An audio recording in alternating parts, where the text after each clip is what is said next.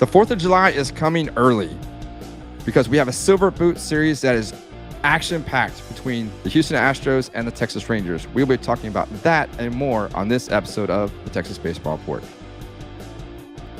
Hit to right center. I've got a really good chance to score. Those are the little things that just make base running a little bit easier. 3-2 to Josh Young. This one lifted in the air to deep left field, and that one is a long gone. Josh Young with an absolute bomb. Welcome to the Texas Baseball Report with your host, Rip Griffin. You can visit one of those party areas with a swing. This ball just straight away center field. Kiermaier will watch it. Speak of the flight deck, Air Jordan just landed in the flight deck. A bomb just straight away center. Hey, what's going on, guys? Welcome to this episode of the Texas Baseball Report. I am your host, Rip Griffin. You can follow me on Twitter at RipGriffin3.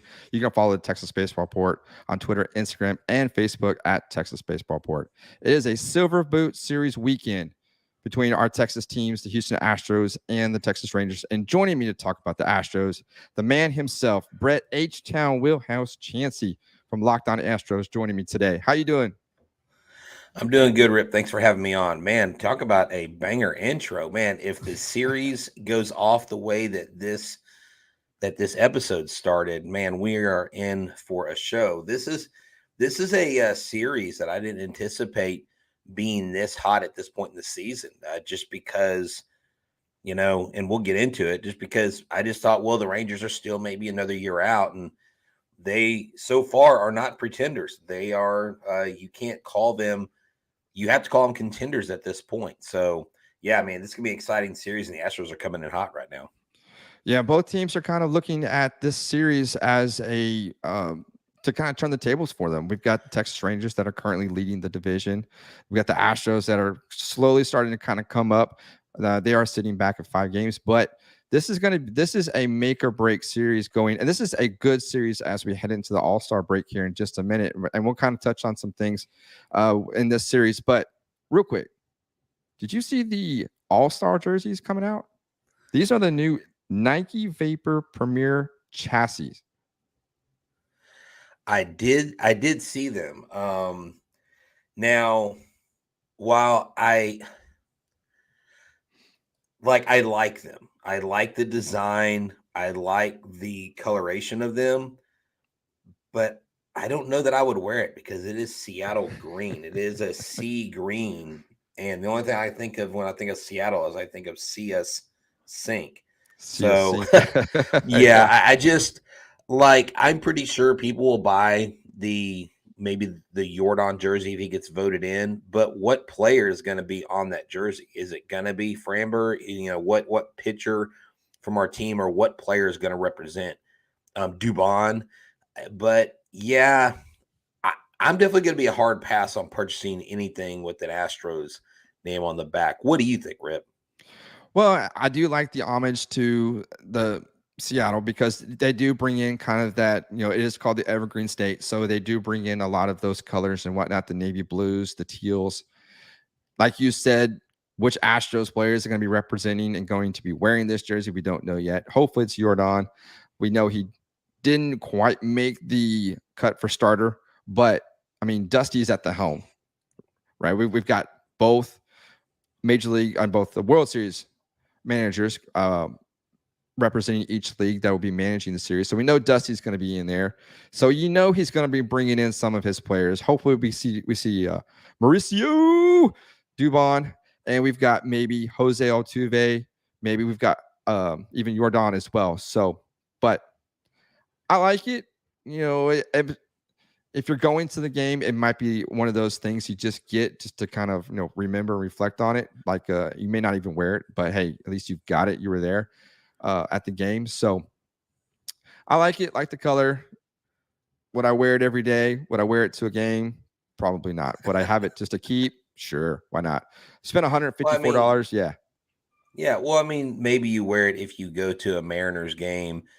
I guess the Mariners crowd isn't as ruckus as maybe, Dodger Stadium or Yankee Stadium. Right. And that was actually kind of funny recently. And I couldn't tell if people were genuinely offended or if they were just giving their friends a hard time, but there were a lot of people throwing shade like, oh my gosh, y'all don't even look like Astros fans. You're not wearing orange. And, social media is so much of like perceived reality a lot of times and a lot of really hard opinions. But look, with the game being in Seattle, Dusty Baker will also have Scott Service in the dugout with them. And people are like, does Dusty even like Scott? And I'm like, look, Dusty's at the age where he's not going to have a beef with hardly anybody. I mean, but it is kind of funny though that, you know, Service, who has battled the Astros the last few years, and the Astros who, you know, just took care of business last year the way they did, you know, a former player just seems to have a real disdain for the Astros, which, you know, understandably so. You know, we beat him every step of the way. So why would he like be kind? But I don't think Service and Baker are gonna not talk to each other in the dugout at the All-Star game. I mean, it's the All-Star game. And one thing I've learned about ball players is fans take those kind of things way more seriously than the players do. Absolutely right. Speaking of ball players, you actually were at Constellation Field. You got to see the newest addition to the Space Cowboys and Spencer Arguetti. How did he look in his first appearance? He looked good. You know, he started out the first inning, the first few batters, a little shaky, but he struck out his last two batters. I believe he ended up striking out 6 over 6, and he gave up a couple solo shots. But left field is not hard to hit out in Sugarland. And what a lot of people don't realize is the Pacific Coast League is a hitters league. And when you look at players, so his ERA may take a hit upwards because they play half their games in altitude. And so you're going to see probably some rising of the ERA, but that's not going to be any indication of really where he is. He looked good. He settled in. I mean, I thought it was a very good debut. Anything like the only way it could have been better is if those 2 solo shots stay in the ballpark and they're out, and then you're not getting up any runs. But yeah, Spencer looked good.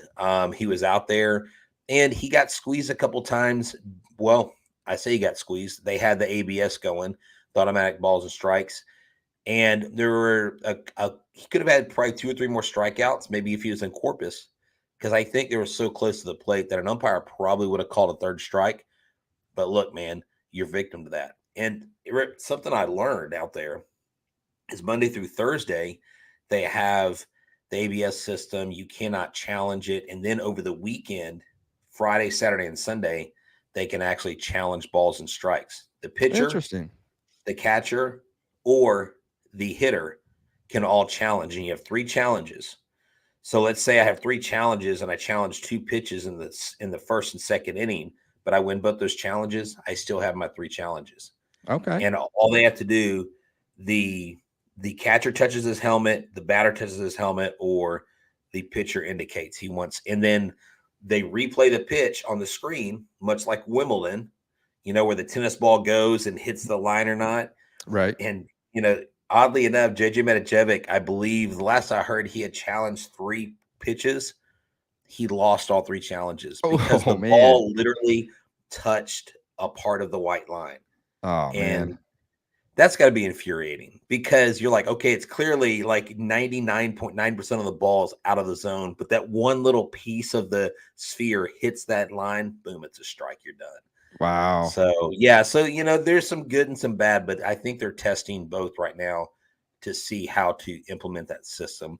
But I think that challenge system is probably coming pretty soon. And anytime they look at a guy that's got the ABS in his ear, the umpire will just point to his ear. I didn't make that call.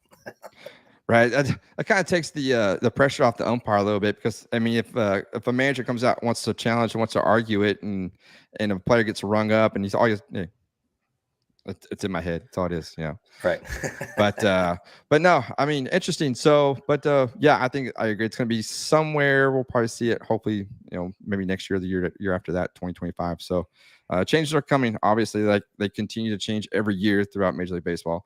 But so let's touch on these Cardinals Astros series, because it sets up the Lone Star Showdown between the Astros and Rangers this weekend. The Cardinals are a team that obviously they're scuffling right now. They are a team that's probably going to be sellers at the trade deadline, because when we look at the NL Central, it's, I mean, either there are lots of teams could go and take a run at this division. St. Louis coming in at 33-47. They're currently 9.5 games back of the first place Cincinnati, the Reds, at 43-28, which we all saw a couple weeks ago there at Minute Maid. But this was a winnable series, and it was from the start. It was we look at game one, it was kind of back and forth, kind of low scoring. Ultimately, there was a couple of bad calls, I want to say, whether or not you can agree with me or whatever you think, but that was a close one. They lost 4-2. But then Wednesday and Thursday, offense kind of picked up. And 10-7, it was a back and forth game on Wednesday. And then, of course, the shutout last night, which was 14-0. 26 runs the Astros scored. How does this what does this series mean for the Astros as they continue to look forward as we get to the All-Star break? Well, I think right off the bat, you have to realize that you can't discredit it, right? This is a Major League Baseball team. They have former MVPs on this team. They have all-stars on this team. And yeah, I mean, pitching has been their Achilles heel. It's interesting. Their two best hitters hitting like 270, 280. But you would think with where they're at that Arenado and Goldschmidt would be hitting around 220, right? I mean, so their guys are still getting on base. They're just not able to hold opponents. And so the come from behind victory, and I agree with Chris Castellani, Barstool Sports. He did say Jose Altuve, for all intents and purposes, probably saved the Astros season. I mean, Right. Bottom line is hit that home run, the Abreu home run, just really set the tone. And for them to have a come from behind victory. Now, what is the catalyst in all this? Is it the turnaround, or is it the Stanek explosion off the mound? Is it right? Because since then, I believe they're 3-1. Since that game, and Altuve has really made a difference. Abreu is starting to hit, and things look like they're clicking. Montero got back on track. Presley is still himself, and they don't even have Jordan back. So This is the silver lining. Yes, I think even against a team like the Cardinals that's not ultra competitive, it's still a big series win. Because again, a come from behind win to stack 14 runs and not give up any. Look, the Angels scored 32 runs in a 3-game series and still lost the series. Right. That's the difference between the Angels and the Astros. The Astros scored 26 in 3 games. They win the 3-game series. So that is where this team is. And they're going to add pieces. So I don't think the picture is as bleak as we were thinking it was just 5 days ago. Right. It was definitely you can kind of feel the momentum, like you mentioned with that Dodger series, which they dropped, but you had Stanek coming off the mound being completely fired up because of that balk call, which I still don't think was a balk to this day. And I would take that to my grave, because there was a complete argument about that going on all over social media, that he did this, he did that, he lifted his leg. But, there's the rules, and the rules are very vague as to what a pitcher can do prior to getting set on the mound. But we're not going to talk about the balk call because that was the light that lit the fuse for the Astros to get into this series. They knew going into this series, because regardless or not, the Cardinals, yes, they're a sub 500 team, last place in the NL Central, but you still can't take any team for granted, especially when you have two teams like the Astros and Cardinals that were both NL rivals that, basically knocked the Astros out of possibly a World Series berth there in 2004 with the Albert Pujols home run. And they were constantly a thorn in their side going back in the early 90s as well. Those were the two teams that were at the top of the National League. We knew there was going to be lots of emotion going into this series, and the Astros just came in and absolutely dominated. Now, timely hitting, runners in scoring position, grand slams. Alex Bregman hitting that grand slam just solidified everything. It just goes to show that this team doesn't quit. Yes, they're down. Yes, we may question some of the lineup calls, what Dusty's doing, but this team, like we've heard, they're a family. They get into it. They back each other up, and we saw that in this series. We saw them pick each other up. We saw them get excited, have fun, and going into the break, that's needed because we need that momentum going into the second half. Exactly. And look, I mean, people want to have their cake and eat it too. Like they want the Astros to win, but it's so funny to a fan base that I think is really spoiled. In that when they win, they're like, well, but it was the Cardinals. And I'm like, hold up. You just Right. got through complaining because this team wasn't doing enough to beat the teams that are bad. This was a bad team. You didn't play down to them. The double digit run curse, which really, since I think the last time they had scored double digits back to back games was in 2021. Eric talked about it on last night's show. So you erase the double digit curse for whatever it's worth, if that was an actual curse or just a fan thing, because I'm pretty sure the Astros don't go, well, we scored 10 runs. We're not scoring any tomorrow. I think, interesting circumstances, pitchers who you face, just you end up doing that, anyways. This team, I think, is still poised for a playoff run. Going into Arlington, you may be looking at a team that you may face in the playoffs, whether you are the wild card or they are the wild card. Both of these teams will probably be in the mix. And it would be interesting to see an ALDS or an ALCS between the Rangers and the Astros. There would be a lot of talk going back and forth because of the Houston-Dallas thing, the whole DFW versus Htown rivalry. That would be awesome to see. Two Texas teams battling out for the World Series in the ALCS. We usually get the Astros and Yankees, which is a great rivalry, a great for postseason baseball. But a storybook ALCS, when you have the Rangers, who are the team that are up and coming, have made the move, spent the money, and then you've got the Astros, who have been at the top of the division for so long. These two are big brother is taking on little brother, and for all the marbles in the World Series, and that would be a storybook. That would be what is it when you that would be a big time like ratings booster. There we go. That's what I was thinking of. Ratings booster. Right. And I would love to see. I was talking to CJ Nikowski last week, who from MLB Network Radio. There we go. And he's also a broadcaster of the Rangers. I mean, I asked him that question. What are the chances of an ALCS between Astros and Rangers? He said it's a definite possibility. If these two teams continue to be at the top of the division, these two teams continue to battle it out. Yeah, we can happen. It could happen to ALCS. That'd be lots of fun to watch. And that's the thing. And, I was sitting here looking, not to jump the gun, but I was sitting here looking at the Astros lineup versus the Rangers lineup. And you only have two guys in red with hard hit percentages over we have three because you have Yanner Diaz, but you have Diaz, Tucker, and Abreu all with 40-something plus % hard hit percentage. Of course, they don't have Yordan in here because he's on the IL. But when you go to the Rangers, Seager, Garcia, both over 50%, Josh Jung, Duran, 47 plus, Mitch Garver, who's got a star by his name. I don't know why that is. I don't know if he's hurt or because he's only 51. Anyways, Leonis Taveras, 44, Nathaniel Lowe, 42, Josh Smith, 41. I mean, even Jonah Heim gets close. Simeon's at 40. So these guys bash. These guys hit the ball. They do. And they are a formidable offense. I guess the question has always been, can their pitching hold up in the long run? And the thing that they haven't been doing that the Astros have been doing, Rip, and I don't know what you think about this, is they've been playing almost every single day. Now, I noticed that. Yeah.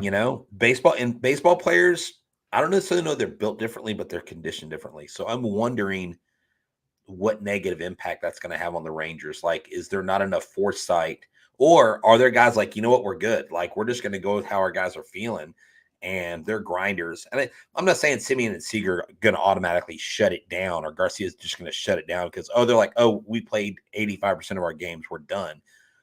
But you have a lot more chance of maybe injury or muscle fatigue when you get into the dog days towards the playoff run. So do you think that's something for Rangers fans to be thinking about?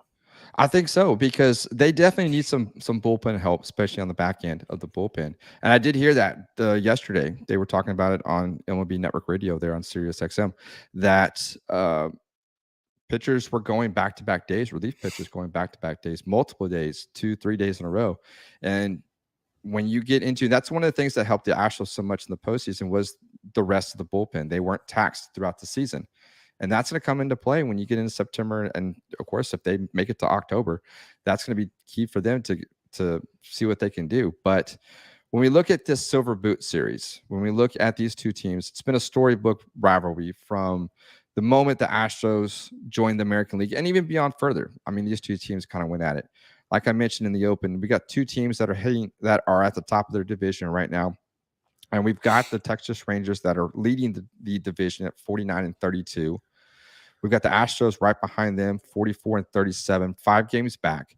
Like I mentioned too, it will be the second time these two teams have met up this season, with the Rangers leading this series 2-1. With this series that we have here, it's a 4-game series. This is something that we have.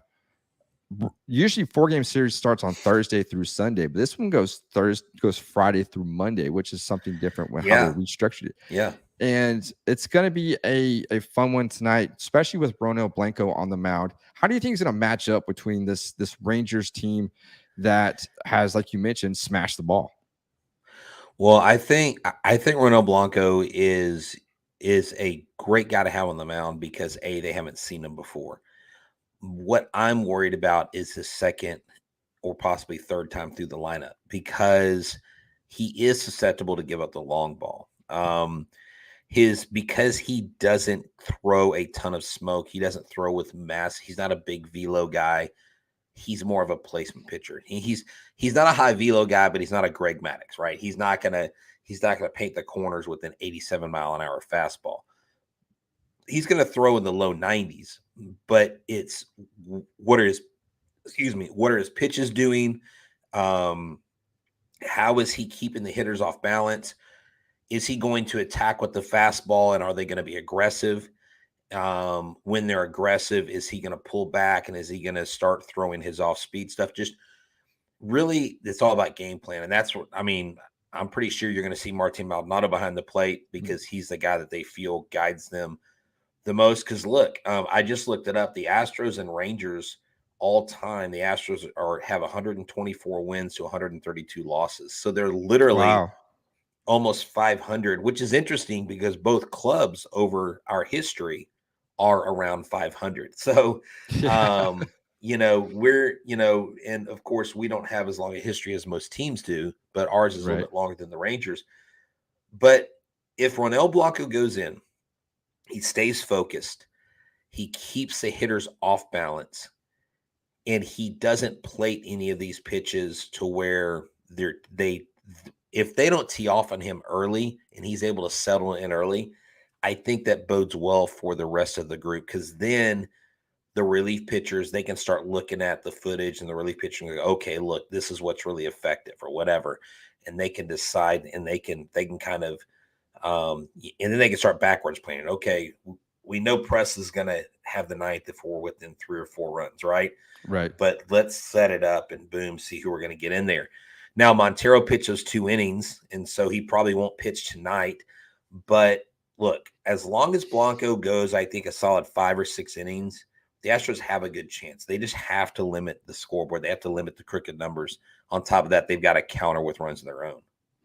Right. I mean, especially when we look at the offenses, I mean, the Texas Rangers right now are ranked first in several categories. When we look at hits, we look at runs, RBIs, average, on-base percentage. They all are leading the league right now, 6th in home runs, while the Astros come in right there at the middle of the pack, ranked 14th in the hits, 13th in home runs, 11th in RBIs and runs, and 17th in batting average offensively. So, I mean, the Rangers come in 3rd at slugging, 2nd in OPS. So, I mean, this is why Ronel Blanco needs to kind of limit and kind of get into that groove early to kind of quiet this offense. But I mean, you've got leaders like Kyle Tucker and Alex Bregman. Kyle Tucker right now with 11 home runs, 49 RBIs. His on-pace, his OPS is at 822. Barreling the ball with the exit velo averaging 91.5. Jeremy Pena is getting in there. Jose Abreu, you mentioned him just a little while ago, kind of getting into it. How important is it for him to get back into it now, batting 236 with 6 home runs and 41 RBIs? I think it's great. His hard hit percentage has gone up. His average exit velocity is 89.7. So he's really starting to see the ball well. His X slugging, X batting, his X WOBA is still something to be desired, but I think it's trending in the right direction. And his strikeouts are down around 23%. And so you'd like that down another 5 or 6% at least. But I think with where he's at, you just look at June, what he's done in June. And I mean, he has 19 RBI, I think, in the month of June, where this is the last day of June. Can he get another home run? It'd be nice for him to tack on another one because I think he has 6 this month. If Abreu continues his rise in the offensive categories, then you're going to see a guy that in July, he can take that heat and he could possibly work for a couple players of the week, maybe a player of the month type of, accolade. And this is the Jose Abreu we were told we were getting. So it's great. And I think the key is Jordan is not in there. Right. If Jordan was in there, I'd be like, oh, okay, yeah, well, he's just feeding off of Jordan. Because earlier Jordan was mashing and he wasn't doing anything. And then apparently, according to him, he didn't realize his bat spoke Spanish because he was speaking English to his bat. It's just, look, this team has the makings of a great team. They just have not played great baseball. And I don't think it's a World Series hangover. I just think it's what happens sometimes. I mean, you go on a long run. A lot of your guys didn't have any kind of off season. They go straight into the World Baseball Classic. And I just think they had a lot of reasons why you can go, okay, it makes sense why this team sputtered off the runway. But look, once they get hot, there's no other team in the league that I'd put my trust in more than this team because 6 straight ALCS gives them a lot of validity. Yeah, I definitely think we have not seen the best from the Astros yet, and we're going to see that in the second half, I believe. You mentioned the bullpen. Sean Dubin has been a guy that's been coming in, a good long reliever who's been – the last 10 days, he's thrown a lot of pitches, 39 pitches in his last appearances. We haven't seen much. We didn't see much of Hector Neris in that series with the Cardinals. We did see a little bit from Brian Abreu, Phil Htown. Looks like everybody's pretty rested. You mentioned Rafael Montero. Like we probably won't see him starting tonight with this series, 4-game series, nonetheless. There at Arlington, we'll call them the Arlington Rangers. Yes, I went. Well, there. I think it's good. Well, but I think it's good with Neris not. I think him going into this series rested, and I think that was a plan.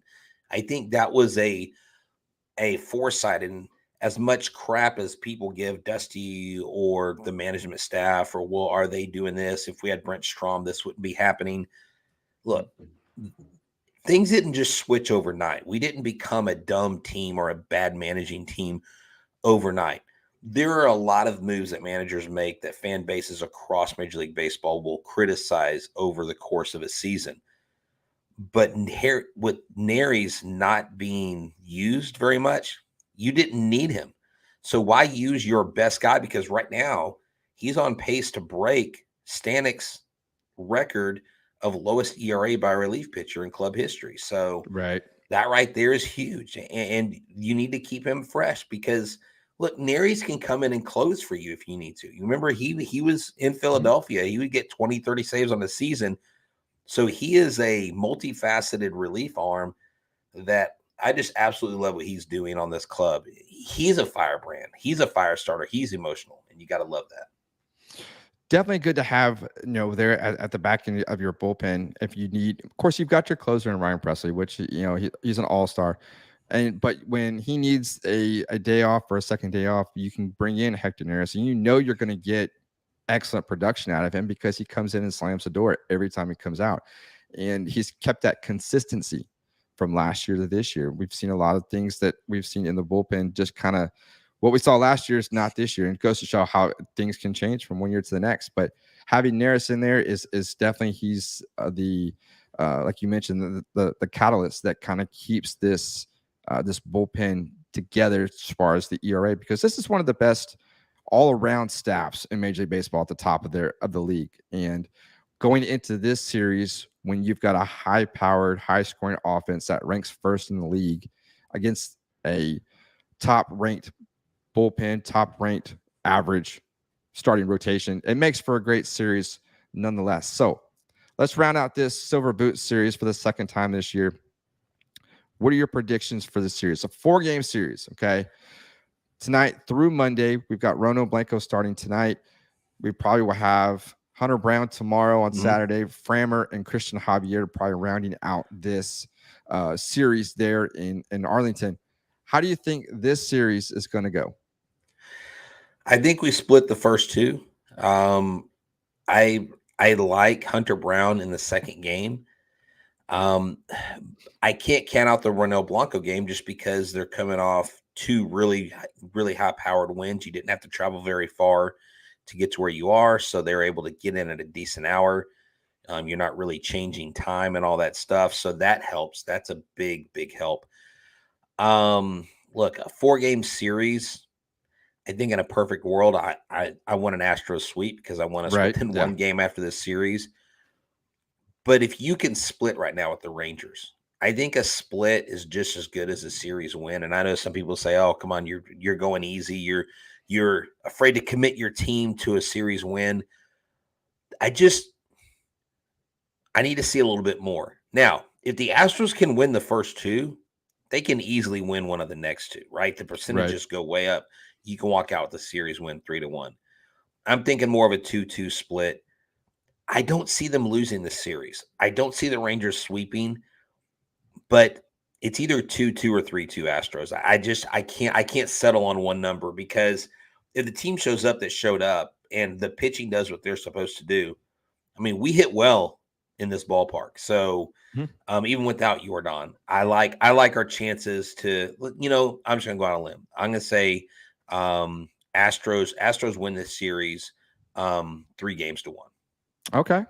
I like it. It's definitely something that Astros can do. It's probably ambitious. But I mean, like, you sure you want to put all your chips on that, Brett? That's like putting.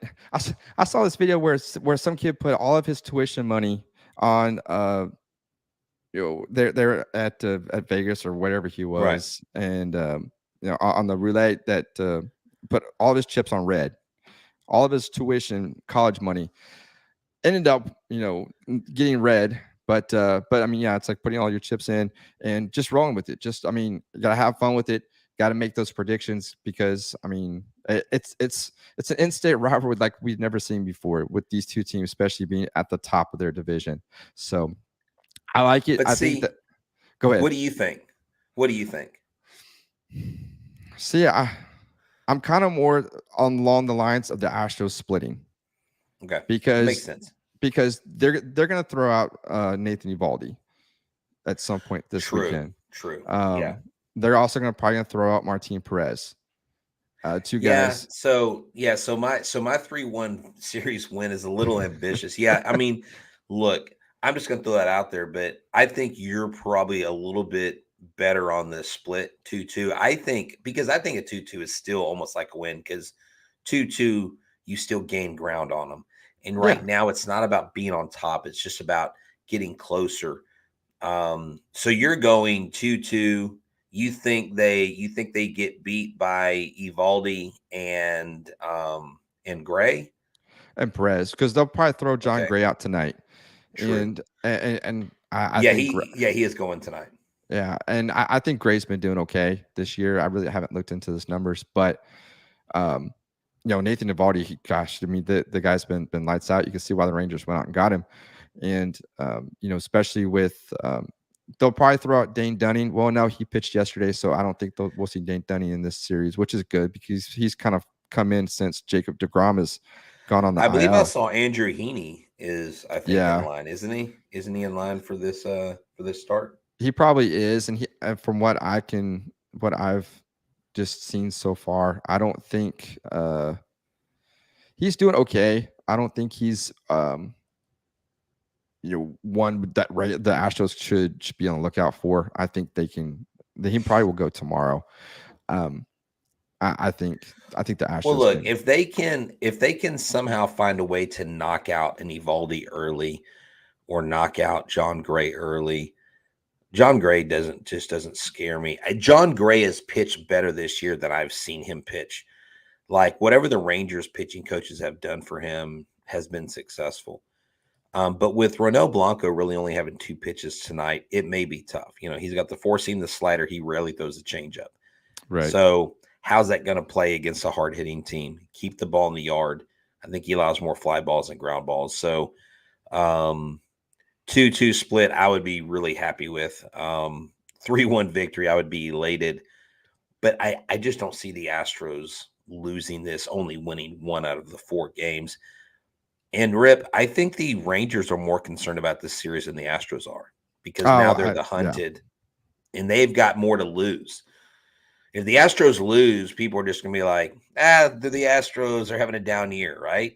Right. The Rangers, they're one of the best teams in baseball. So now they've got to hold that mantle and keep that. So, and who knows, maybe they feel the pressure, maybe they don't. But I think with more online are the Rangers for sure. Oh, absolutely. Looking at this series from a pitching perspective, Ronel Blanco going up against John Gray. Blanco's 1-0 with a 4.63 ERA and 37 strikeouts.